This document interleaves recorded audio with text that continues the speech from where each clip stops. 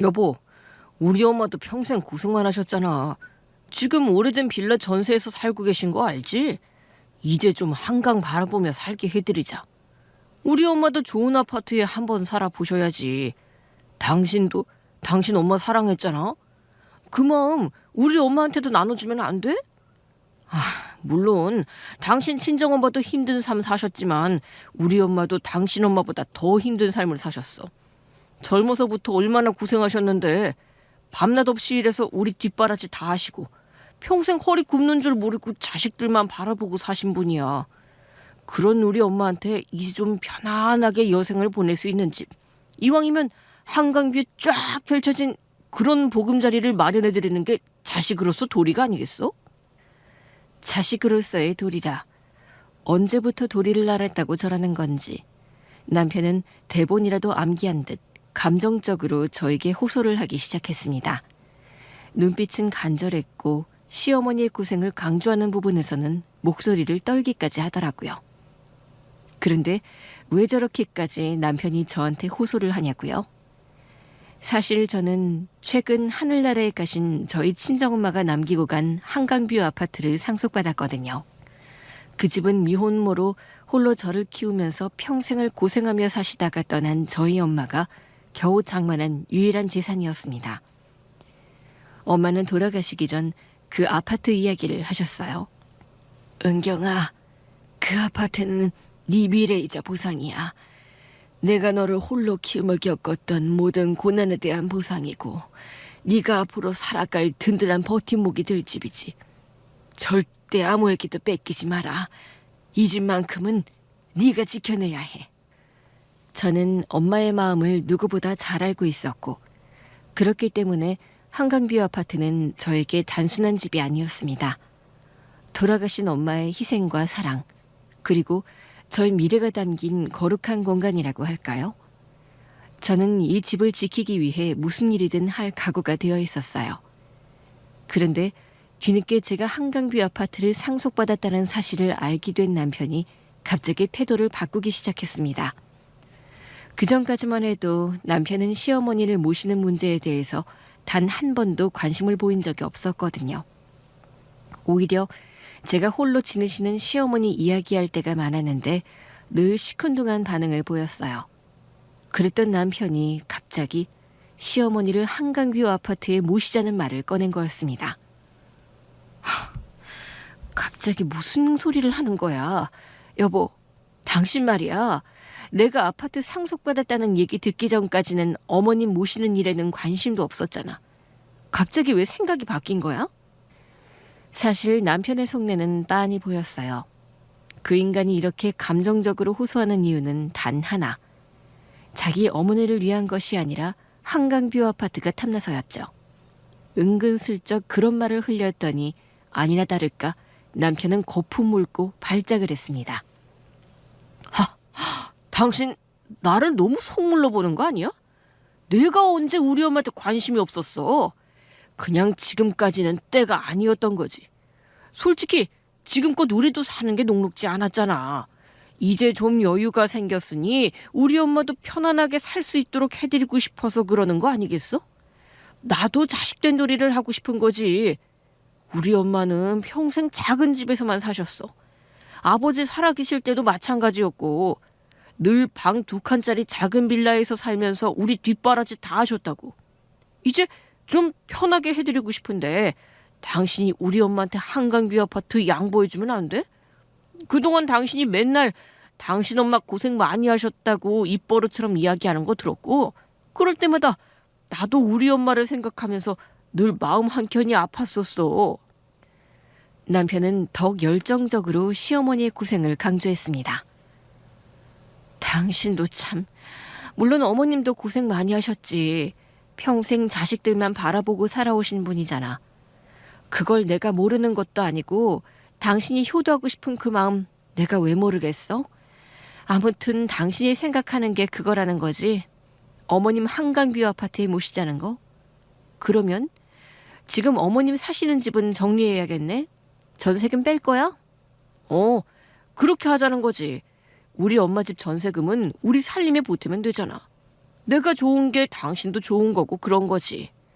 사람들이 그거 알면 당신이 효심 깊은 며느리라고 얼마나 칭찬을 하겠어? 엄마도 사방팔방 자랑하고 다니실 건데. 그치? 여보, 내가 다 알아서 할게.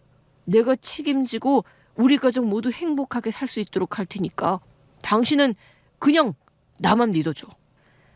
남편은 제 얼굴을 똑바로 바라보며 마치 큰 결심이라도 한 듯 말했습니다. 남편은 제가 이 아파트를 순순히 내어주지 않을 것이라고 생각했을 거예요. 큰 반발이 있을 것이라고 예상했겠지만 제 생각은 달랐습니다.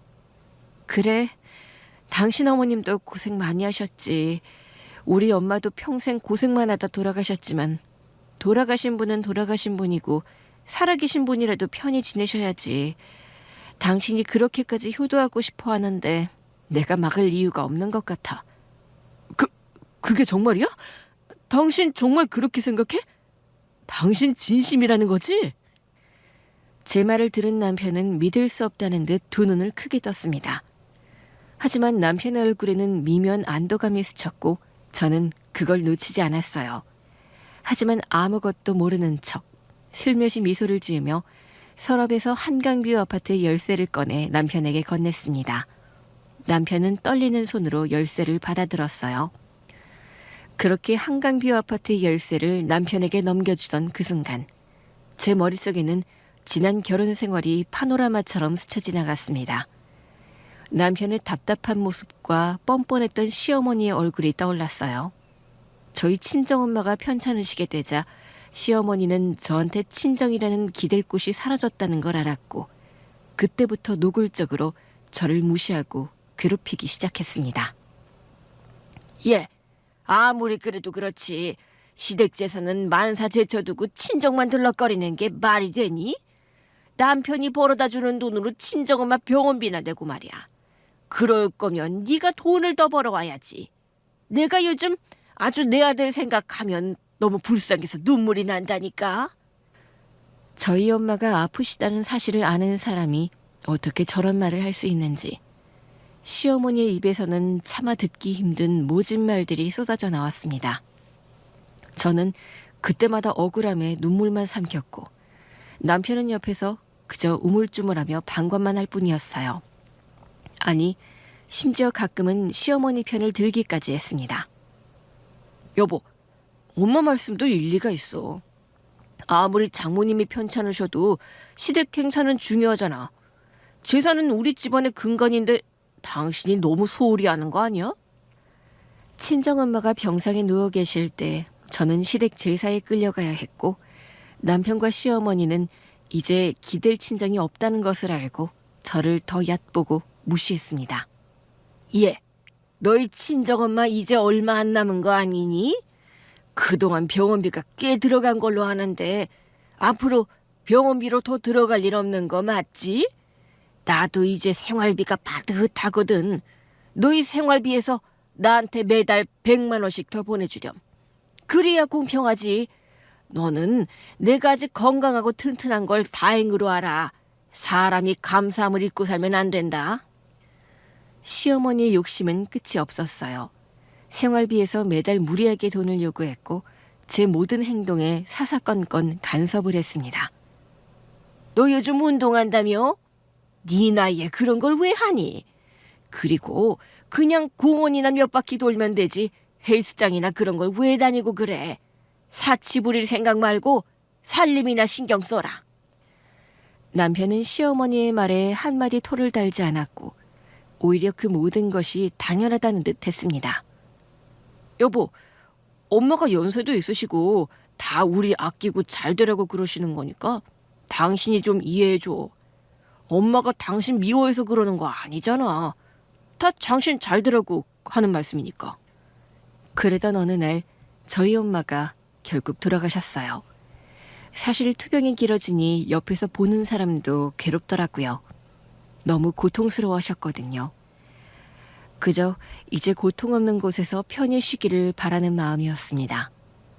그렇게 엄마를 떠나보내고 얼마 지나 엄마가 지내시던 한강뷰 아파트는 제 것이 되었고 그걸 알게 된 남편은 갑자기 효자가 된 거였어요. 저는 남편에게 한강뷰 아파트의 열쇠를 순순히 넘겨주었습니다. 남편은 열쇠를 받아들고 어린아이처럼 신이 나 있었죠. 고마워, 여보. 정말 고마워. 내가 우리 엄마 호강시켜드릴 수 있게 해줘서 너무 고마워. 당신 말이야, 정말 착하고 속 깊은 여자야. 장모님도 하늘에서 보시면 뿌듯해하실 거야. 이제 우리 엄마 편안하게 사실 수 있게 됐다. 빨리 가서 엄마한테 말씀드려야지. 며칠 뒤 남편은 시어머니를 데리고 아파트로 향했고 저는 조용히 그 뒤를 따랐습니다. 어머나, 좀 오래되긴 했지만 그래도 한강뷰 하나는 끝내준다. 여기 복도에서도 한강이 다 보이네. 아휴, 이렇게 높은 데 살아본 적이 없었는데 우리 아들 덕분에 내가 이런 호사를 다 누리네. 엄마, 여기에요. 지금은 열쇠로 여는데 나중에 도어락 달아드릴게. 아니면 도어락 있어도 열쇠 이중으로 잠그는 것도 나쁘지 않아요. 그래. 그건 네가 알아서 하고 얼른 들어가 보자. 신이 난 남편과 시어머니가 아파트 현관문을 열고 들어가서 얼마 안 되는 그때 갑자기 끔찍한 비명이 복도에 울려 퍼졌습니다. 남편의 비명과 시어머니의 비명이 동시에 들려왔어요. 곧이어 현관문이 덜컥하고 다시 열렸고 남편과 시어머니는 뒤로 자빠지듯 아파트 밖으로 뛰어나왔습니다. 저는 깜짝 놀란 척을 하며 달려갔어요. 가까이서 보니 시어머니는 얼굴이 하얗게 질린 채로 식은땀을 흘리며 기절 직전이었고 남편은 허둥지둥 바닥에 주저앉아 헛구역질을 하고 있었습니다. 이게 뭐야? 이럴 수가 있어? 말도 안 돼. 남편의 시선은 아파트 현관 안쪽을 향하고 있었고 그 눈에는 공포감이 가득했어요.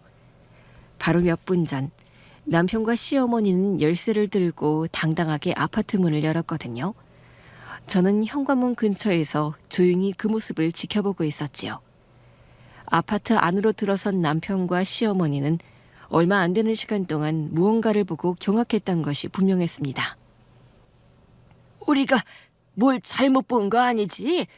분명 빈집이라고 하지 않았니? 시어머니는 바닥에 주저앉아 벌벌 떨고 있었고 남편은 식은땀을 흘리며 허둥지둥 시어머니를 부축하려 했지만 그 자신도 너무 놀랐는지 손만 허우적거릴 뿐이었어요. 두 사람의 얼굴은 새하얗게 질려 있었습니다. 돌아가신 엄마가 그토록 아꼈던 한강뷰 아파트. 남편과 시어머니는 그곳에서 무엇을 보았기에 이들이 이토록 공포에 질린 것일까요? 저는 태연하게 그들에게 다가갔는데 시어머니는 제가 다가가는 것도 모른 채 그저 몸을 덜덜 떨며 현관문을 응시할 뿐이었고 남편은 저를 보자마자 다급하게 말을 쏟아냈습니다. 여보, 여기 이상해. 이 집 맞아? 아니, 열쇠가 맞는 걸 보니까 여기가 맞는데? 도대체 이게 무슨 일이야? 집에 누가 있어? 당신 알고 있었어? 아니지. 분명히 빈집이라고 했잖아. 분명 빈집이라며.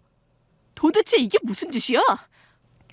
남편의 목소리는 공포로 뒤섞여 있었고 원망하는 듯 저를 노려보았지만 그 눈빛은 흔들리고 있었습니다.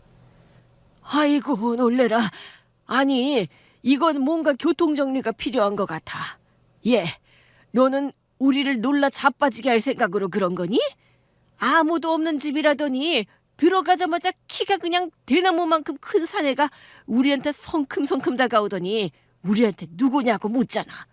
근데 그 사람이 뭘 들고 있는 것 같은데 그게 무기인지 뭔지 갑자기 그림자처럼 나타나서 당신들 누구냐고 묻는데 근데 중요한 게 말이야.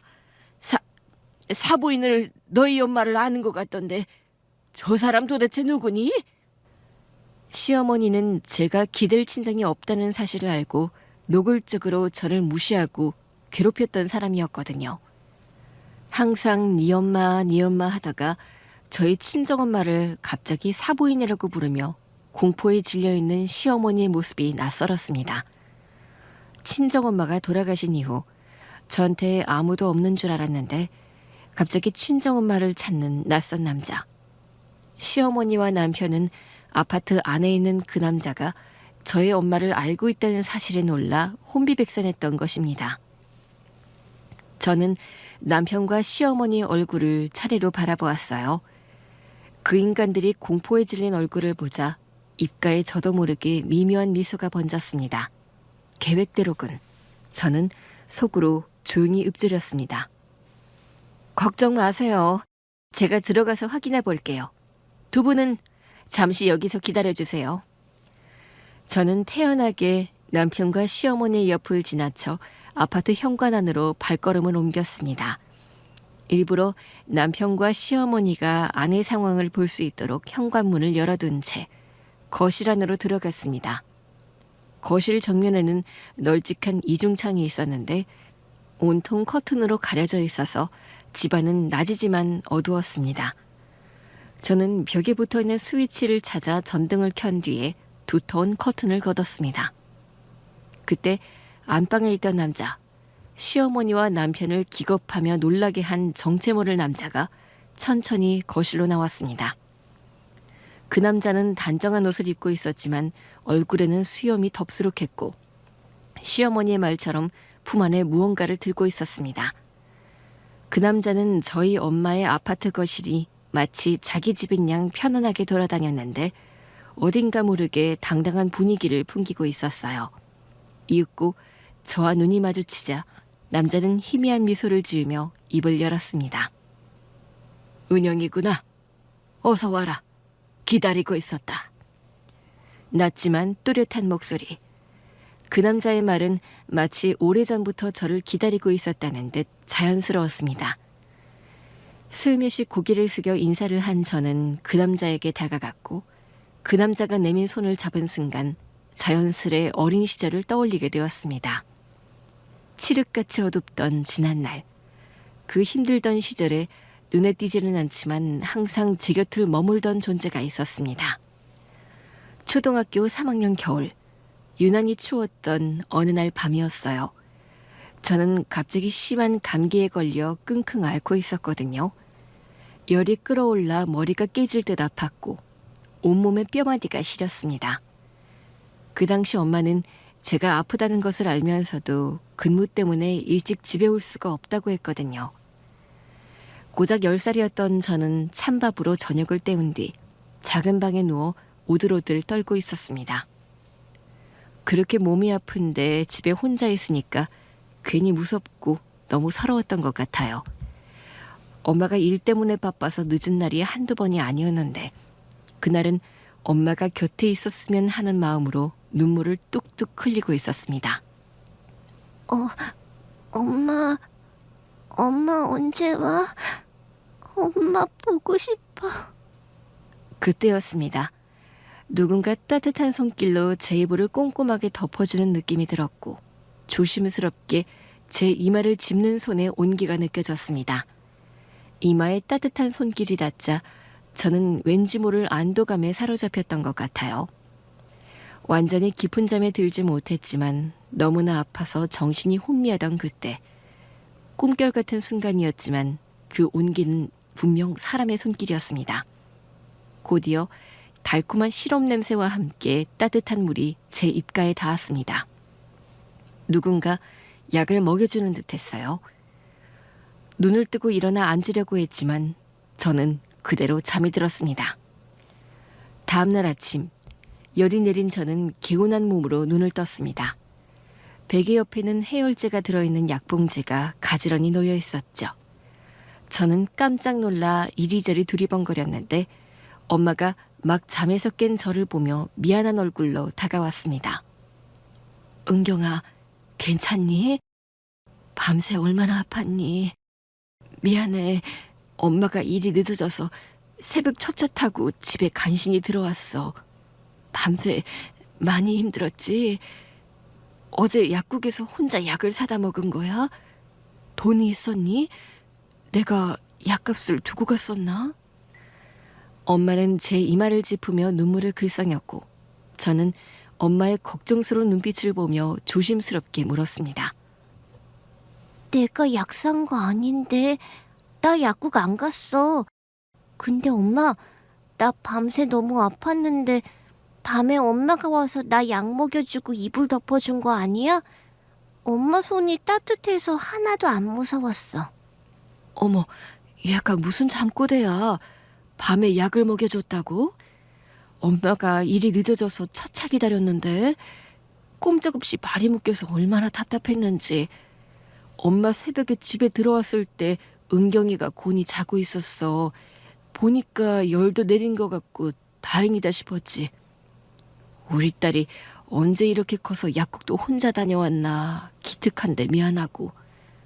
근데 은경이 약 먹여준 거 엄마 아니야. 엄마가 늦게 와서 미안해. 은경이가 잠결에 꿈꿨나 보다. 아무튼 열 내리고 나와서 다행이다 은경아. 엄마는 활짝 웃으며 제 머리를 쓰다듬었습니다. 엄마의 말에 저는 의아했어요. 분명히 저는 사람의 손길을 느꼈고 약을 먹었던 기억이 선명했거든요. 하지만 엄마는 그저 웃을 뿐이었습니다. 그리고 이상한 일은 또 있었어요. 중학생 때였는데 그 당시 학교에서 노는 걸로 유명한 애들이 무리지어 다니며 다른 애들을 괴롭혔거든요. 누구랑 놀지 말라고 명령하고 걔네가 놀지 말라는 애랑 말이라도 섞으면 어김없이 투명인간 취급을 했습니다. 그 타깃이 된 게 저였어요. 그 당시 저는 혼자 밥을 먹어야 했는데 얼마 전까지 같이 놀던 친구들이 저를 피하는 게 너무나 힘겨웠습니다. 학교 가는 길이 매일이 지옥 같았고 혼자 집에서 울고 또 울었어요. 하지만 엄마에게는 걱정을 끼치고 싶지 않아 아무 말도 하지 못했습니다. 그러던 어느 날 제 집으로 택배 상자가 도착했습니다. 밭인데도 적혀있지 않은 상자였는데 조심스럽게 상자를 열어보니 안에는 제가 평소에 갖고 싶었던 가방, 운동화와 함께 편지 한 통이 들어있었습니다. 넌 아주 특별한 아이다. 그리고 혼자가 아니야.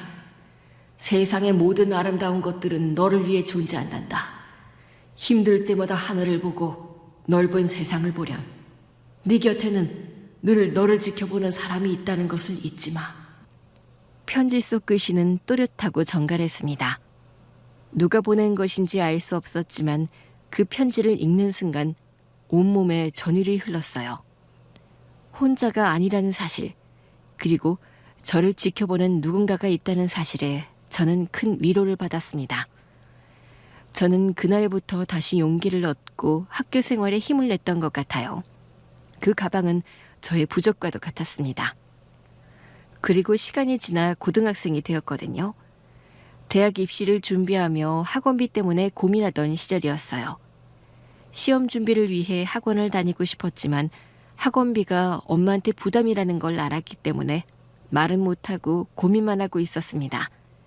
그런데 어느 날 퇴근을 하고 집에 온 엄마가 기분 좋게 봉투를 내미는 거였습니다.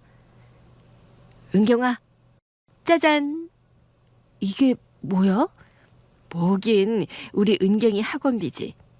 은경이 너 학원 다니고 싶은데 엄마한테 말 못했지? 우리 딸 엄마 힘들까봐 엄마 생각하느라 말도 못하고. 엄마 그걸 어떻게 알았어? 근데 갑자기 무슨 돈이 생겨서 그래? 학원비 매달 내려면 비싼데. 아, 이거 엄마 일하는 곳에서 보너스를 받았어. 엄마 진짜 열심히 일했잖아. 엄마는 활짝 웃으며 학원비를 내주었지만 저는 엄마의 말을 믿지 않았습니다. 그 당시 엄마는 마트 물류창고 정리하는 일을 하고 있었는데 보너스를 받을 만한 직업이 아니라는 것을 누구보다 잘 알고 있었거든요. 엄마, 거짓말하지 마. 어디서 학원비 마련한 거야? 보너스를 탔다고? 엄마, 그거 엄마 아프면 병원 가려고 모아두었던 돈 준 거 아니야? 엄마, 진짜 그러지 마. 엄마 몸 안 아끼고 일만 했잖아. 나 때문에 엄마가 힘들어지는 거 싫어. 어머, 은경이 네가 뭘 한다고 엄마를 걱정해. 엄마 괜찮아. 이거 진짜 보너스라니깐. 우리 딸 학원비 하라고 엄마 일하는 곳에서 챙겨준 거야. 엄마는 제가 걱정할까봐 아무것도 아니라는 듯 저를 안심시켰어요. 저는 엄마가 직장에서 보너스를 받았다는 말을 믿지는 않았지만 학원을 다닐 수 있다는 사실에 감사했고 더욱 열심히 공부에 매진했습니다. 그리고 다시 한강뷰 아파트 거실. 제 눈앞에 서 있는 남자. 그분의 얼굴에는 지난 세월의 흔적이 고스란히 남아 있었습니다. 하지만 그 눈빛은 한없이 따스하고 익숙했습니다. 맞아요. 어린이 시절 독감에 걸린 저를 돌봐준 사람도, 중학교 때 학교 생활로 힘들어하던 저에게 희망을 준 사람도, 학원비를 몰래 내준 사람도 모두 그 남자였습니다. 이따금씩 누군가 나를 지켜본다 생각했지만 한 번도 대화를 나눠본 적이 없던 사람. 하지만 힘들 때마다 항상 도움을 주고 문제를 해결해줬던 사람. 바로 저의 친아버지였습니다. 한강뷰 아파트에서 다시 조우한 친아버지를 보며 다시금 어린 시절 어렵고 힘든 순간순간 늘 함께였던 아버지를 떠올리게 되었던 거였어요. 어서 와라, 은경아. 사부인이랑 너희 남편은 아직 밖에 있니? 아버지는 현관으로 걸어가서 밖에 있던 남편과 시어머니를 바라보았고 사부인이라는 호칭을 들은 시어머니는 경악하며 고개를 번쩍 들었습니다. 사부인이라고요? 그게 무슨 소리예요? 우리 며느리는 엄마밖에 없었다고, 미혼모인 엄마 밑에서 자랐다고 했는데 그게 무슨 말이에요? 그럼 그쪽에 우리 며느리 아빠라도 된다는 말이에요? 그렇습니다. 내가 은경이 애비 되는 사람입니다. 네? 말도 안 돼. 아니, 제 와이프는요, 아버지가 없어요. 맞잖아. 당신 그래서 내가 결혼하자고 했을 때 망설였잖아. 미혼모인 엄마 밑에서 힘들게 자랐고 가정을 꾸리는 게 고민된다고 그랬었잖아. 근데 이게 다 무슨 소리야? 저는 아무런 대답을 하지 않았고 저희 아빠는 뻔뻔한 시어머니와 남편을 차가운 눈으로 바라보았습니다. 저희 아빠의 눈에는 분노가 서려 있었어요. 내가 다 알고 있습니다. 우리 딸한테 그쪽들이 어떤 사람인지 다 들었단 말입니다. 당신들은 정말 사람이기를 포기한 짐승만도 못한 존재들 같네요. 내 딸 은경이가 엄마를 잃고 혼자 남겨졌을 때 당신들이 어떻게 했는지 내가 모를 줄 압니까? 아버지의 목소리는 낮았지만 그 안에 담긴 분노는 모든 공기를 얼어붙게 만드는 듯했습니다. 시어머니는 아버지의 위압적인 태도에 몸을 움츠렸고 남편 역시 아버지의 시선을 피하며 바닥만 쳐다보고 있었어요. 은경이 엄마가 살아있을 때는 그래도 이러지 않았겠지요. 그런데 은경이 엄마 아프자마자 내 딸이 병간호하는 걸 고깝게 여겨서 그렇게 못살게 군 겁니까? 은경이 엄마는 평생 고생하며 은경이를 잘 키웠는데 우리 딸이 친정엄마 떠나면 의지할 데 없다고 무시했지요. 은경이 엄마가 투병을 하던 그때 어떻게 감히 재산의 시댁 행사를 챙기라고 할 수가 있습니까? 아버지의 날카로운 질문에 시어머니는 고개를 숙인 채 아무런 말도 하지 못했고 남편은 눈치를 살피는 듯 보였습니다. 병원비 들어가는 게 아깝다고요? 그 병원비를 언제까지 낼 거냐고 했다면서요. 그 말은 뭡니까? 그냥 빨리 세상 떠나라는 말밖에 더 됩니까? 어떻게 그렇게 모질 수가 있습니까?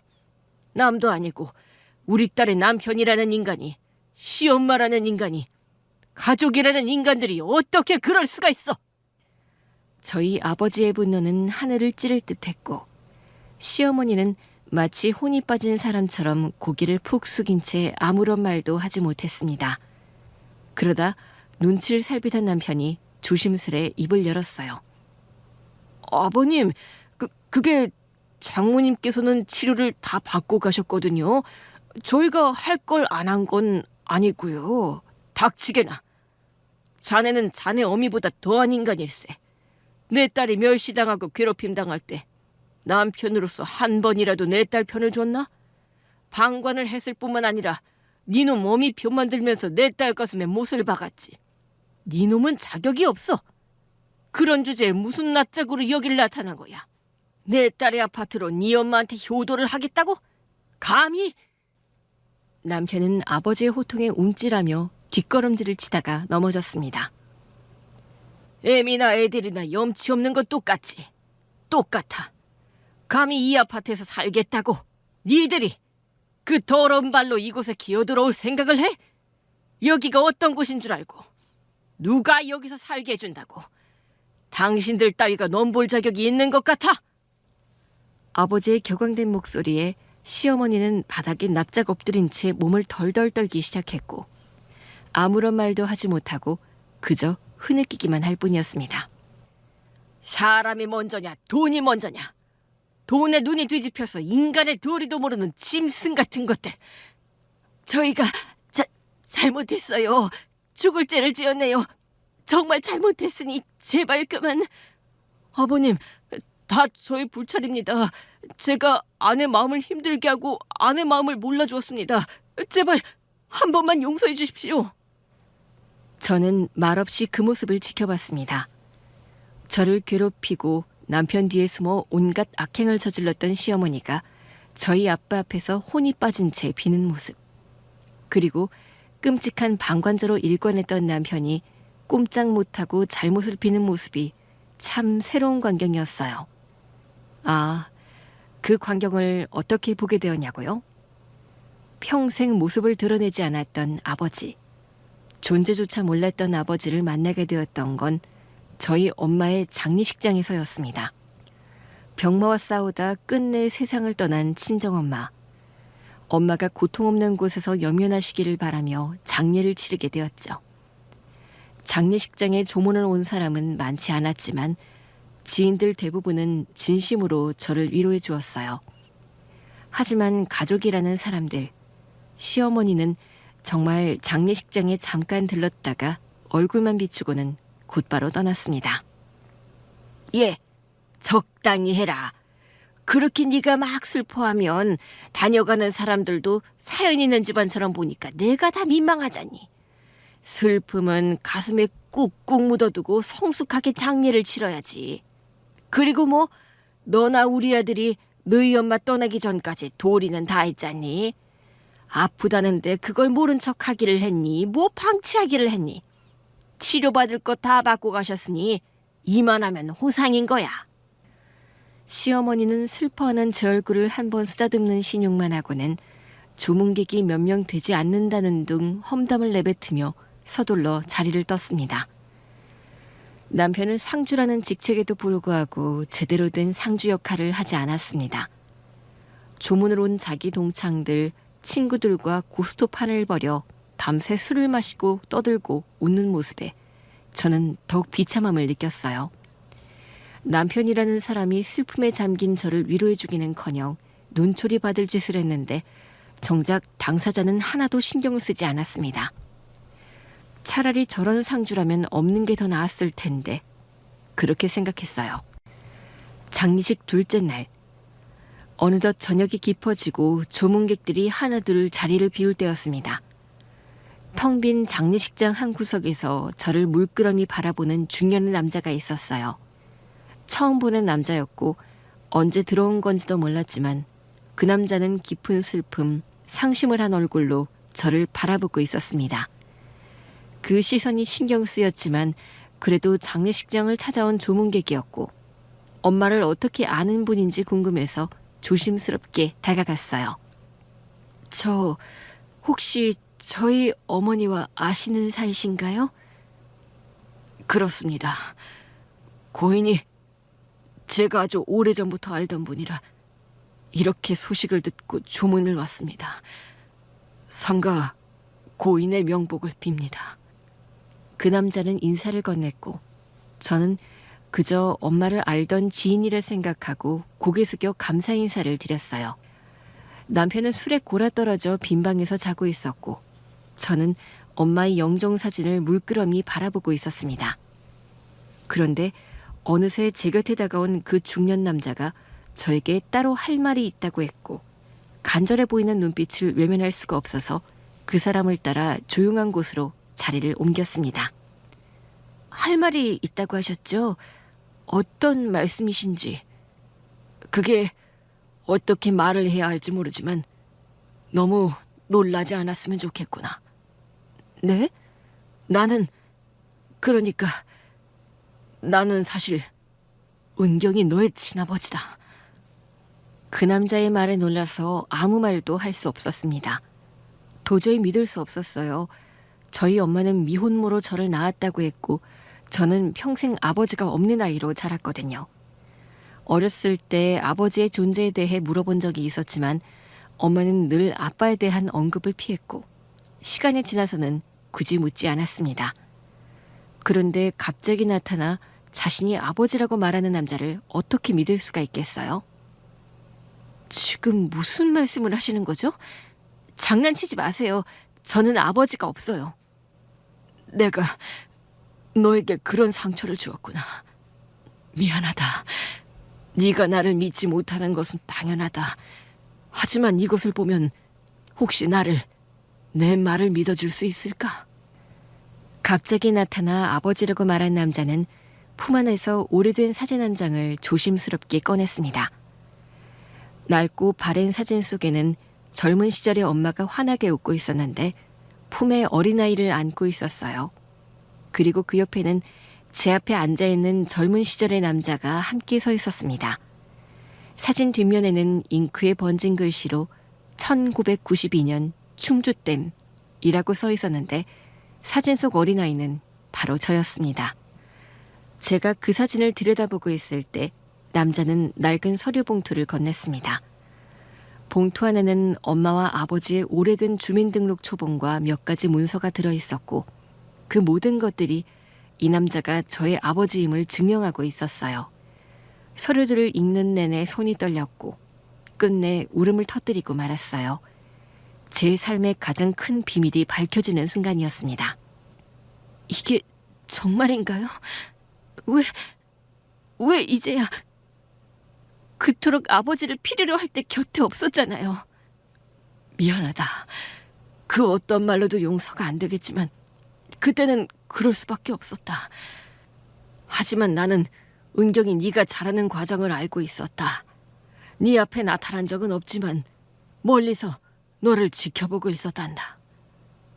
그렇다면 어린 제가 감기에 걸려 아팠을 때 돌봐주고 약을 먹여줬던 사람, 중학교 때 가방과 편지를 보내줬던 것도 학원비를 주셨던 분도 혹시 당신이었나요? 그래, 은경아. 이 아비였다. 나는 너와 네 엄마를 지키지 못한 죄책감에 단 하루도 마음 편히 산 적이 없었다. 하지만 네 엄마는 그 당시 나의 존재를 원치 않았다. 그 당시 우리 집의 사정이며 너무나 어려운 환경이었지만 어리석은 실수로 네 엄마에게 상처를 줬고 너희 엄마는 혼자 힘으로 너를 키우겠다고 했지. 때문에 나는 늘 그림자처럼 멀리서 지켜보는 일밖엔 할 수 없었어. 감히 앞에 나서지 못했지만 한 번도 너와 네 엄마를 버린 적이 없고 남이라 생각한 적 없었다.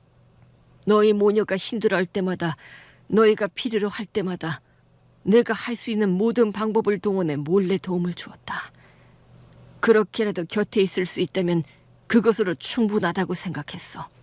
하지만 그것도 내 생각이겠지. 미안하다. 그 말을 듣는 순간 지난 삶의 모든 퍼즐 조각들이 제자리를 찾아 맞춰지는 느낌이었습니다. 감기에 걸렸을 때의 따뜻한 손길, 중학교 때 받은 편지, 그리고 엄마의 이해할 수 없었던 보너스까지. 그 모든 것, 어디선가에서 온 도움은 바로 그 남자, 저의 친아버지로부터 왔던 거였습니다. 존재하지 않는 줄 알았던 아버지가 있었다는 사실, 그리고 동시에 엄마가 살아생전 혼자 외롭게 모든 고통을 감당했던 것이 아니라는 사실에 처음으로 가슴 깊은 곳에서 안도감을 느꼈어요. 그리고 제가 상속받은 한강뷰 아파트 역시 알고 보니 친아버지가 엄마에게 남긴 것이었습니다. 아버지께서는 오래 고생을 한 엄마에게, 그리고 언젠가 엄마가 떠난 뒤 제가 혼자 세상에 남겨질 것을 염려해 엄마에게 준 보금자리였던 것입니다. 그리고 엄마는 당신이 세상을 떠나기 전 그 아파트를 저에게 증여했던 거였습니다. 아버지, 제가 아버지가 계셨다는 것을 알았더라면 그 많은 세월 그토록 외롭지 않았을 텐데. 미안하다, 은경아. 널 이렇게 외롭게 만들어서. 하지만 이제라도 알게 됐으니 다행 아니겠니? 내가 널 보살필 수 있는 기회를 주렴. 지금이라도 늦지 않았어. 그렇게 저는 친아버지와 감격적인 재회를 했습니다.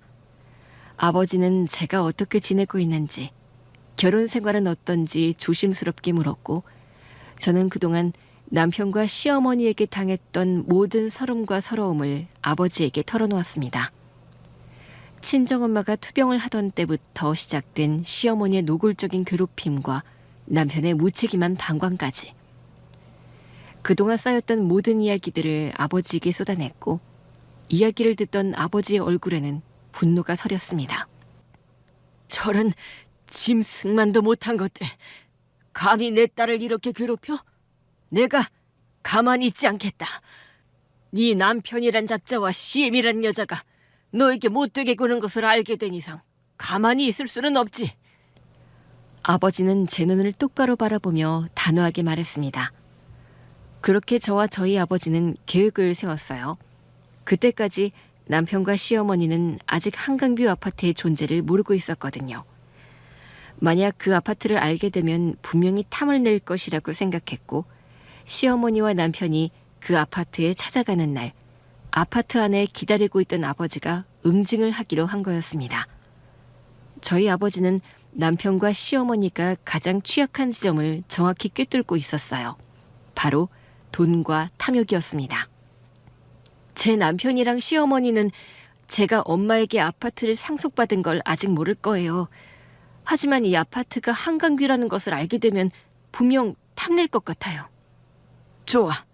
그럼 그 아파트를 이용하자.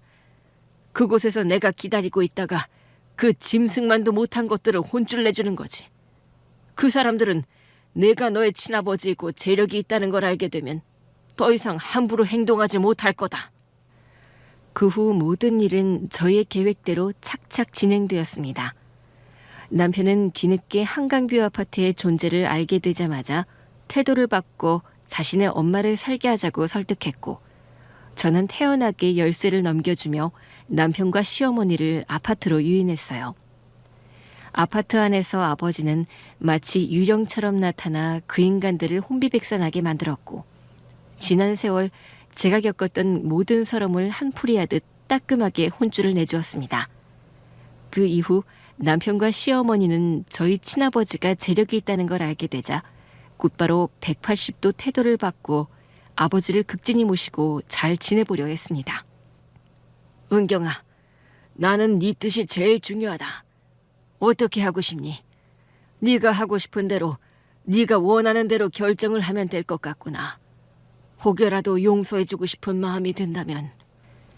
아버지의 말을 듣고 잠시 고민을 했지만 마음은 이미 굳어졌습니다. 저는 오랜 시간 남편과 시어머니가 미혼모인 엄마에게서 자란 저를 편견 없이 대해주며 아껴주는 가족이라고 믿었습니다. 하지만 엄마가 병으로 아프게 되자 그 인간들의 실체는 노골적으로 드러났습니다. 제 남편과 시어머니에게 저는 그저 욕심을 채우기 위한 도구에 불과했던 거였죠. 저는 더 이상 그 사람들과 얽히고 싶지 않았습니다. 그래도 한때는 그 사람들이 내 가족이라고 생각했어요. 엄마가 미혼모라는 사실에도 편견을 갖지 않고 있는 그대로 나를 받아들여줬다고 생각했거든요. 하지만 엄마가 아프기 시작한 때 그 인간들의 본 모습, 실체를 똑똑히 알게 됐어요. 그리고 이제 행동을 180도 바꿔서 아부를 떠는 저 모습 또한 안 봐도 뻔하죠. 아빠의 존재를 알았기 때문인 거예요. 전 이미 결정했어요. 저는 남편에게 말했습니다. 나는 당신한테 더 이상 감정이 없어. 내 인생에서 나가줘. 남편은 제 단호한 말에 당황하며 매달렸지만 저는 흔들리지 않았어요. 그러자 그 남자는 곧바로 본색을 드러내며 화를 내기 시작했습니다. 네가 감히? 네까지 깨? 아버지 없이 홀어머니 밑에서 가난하게 자란 너를 받아준 게 누군데? 네가 뭘 믿고 이렇게 설치는 건지 모르겠는데 네 뜻대로 될 거라고 착각하지 마.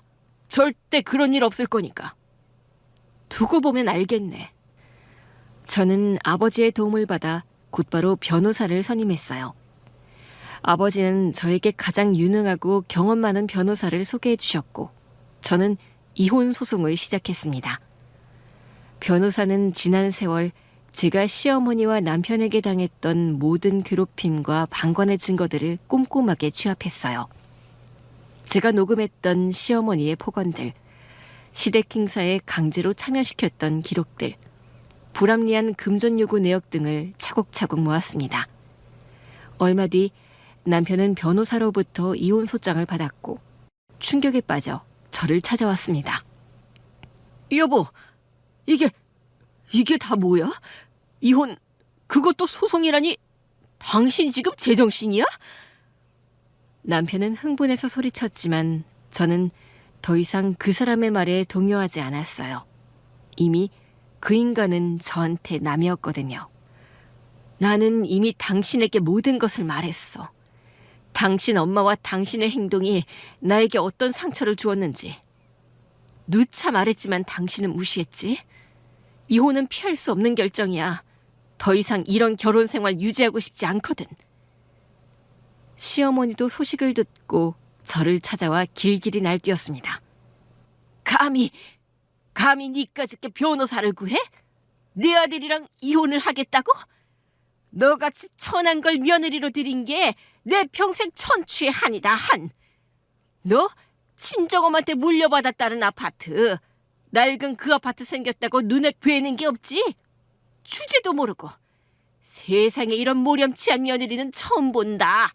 내 아들 버리고 네가 잘 살 것 같아? 안 돼. 절대 안 돼. 더 이상 저에게 소리치지 마세요. 그동안 당신이 했던 폭언, 내가 당했던 고통, 당신 아들의 방광까지. 나 그거 한순간도 잊은 적 없어요. 오늘 이후로 이렇게 얼굴 마주보고 이야기하는 일 없었으면 좋겠네요. 할 말 있으면 변호사 통해 하세요. 그 징글징글한 얼굴 다시는 안 보고 싶거든요. 시어머니의 얼굴은 순식간에 하얗게 질렸습니다. 아마 제가 그런 말을 할 수 있을 거라는 걸 생각도 못 해본 것 같았어요. 이후 법정에 들어가기 전까지 남편과 시어머니를 대면할 일은 없었습니다. 그리고 능력이 뛰어난 변호사 덕분에 재판 과정은 순조로웠어요. 시어머니의 상습적인 괴롭힘과 남편의 방관을 입증할 만한 명확한 증거들이 차례로 제시되었고 남편과 시어머니는 증거 앞에 무릎 꿇을 수밖에 없었습니다. 저희 의뢰인은 아내의 고통을 인지하지 못했으며 그 또한 의뢰인 어머니의 지나친 간섭과 폭언의 피해자였음을 고려해 주십시오. 일부러 방관한 게 아니라 그 역시도 자신의 어머니를 대항할 힘이 없었던 겁니다. 방관 또한 가해 행위입니다. 저희 의뢰인의 남편과 시어머니는 친정 부모의 부재로 인해 기댈 곳 없는 상황을 이용하여 일방적으로 저희 의뢰인에게 정신적, 물질적 고통을 가했습니다. 이는 단순한 가족 간의 갈등을 넘어선 명백한 괴롭힘입니다. 재판장은 제가 그동안 겪었던 고통에 대한 변론으로 숙연해졌고 남편은 고개를 들지 못했습니다. 시어머니는 재판 내내 저를 노려보며 무언가를 중얼거렸지만 그 말은 효력을 발휘하지 못했지요. 결국 법원은 제 손을 들어주었습니다. 남편은 아내에게 정신적, 물질적 피해에 대한 위자료를 지급할 것을 명령하고 이혼하도록 하겠습니다. 그렇게 저는 위자료를 받고 이혼을 하게 되었어요. 시어머니는 판결에 불복하며 재판장 안에서 소리를 질렀지만 그 모든 것은 더 이상 저에게 아무런 의미가 없었습니다. 저는 그 모든 굴레에서 완전히 벗어났거든요. 이혼 후 저는 한강뷰 아파트에서 살게 되었고 저희 아버지는 제가 그동안 꿈꾸었던 새로운 일을 시작할 수 있도록 아낌없는 지원을 해주셨습니다. 저는 오랜 시간 제가 느꼈던 감정을 그림으로 표현하고 싶었거든요. 새로운 일과 동시에 그것은 저를 위한 치유의 과정이었습니다. 그동안 저를 억눌렀던 모든 감정들이 그림으로 승화되는 느낌이었어요. 그렇게 저는 한강이 한눈에 내려다 보이는 아파트에서 평화로운 하루하루를 보내고 있어요. 아버지의 존재는 든든한 버팀목이 되어 주었고 저는 비로소 온전한 자유를 누리며 제가 원하는 삶을 살게 되었습니다.